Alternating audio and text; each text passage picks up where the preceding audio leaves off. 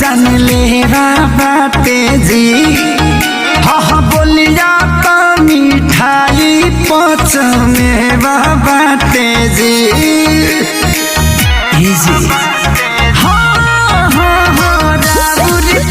झुलफिया बलम जान ले बाटे जी।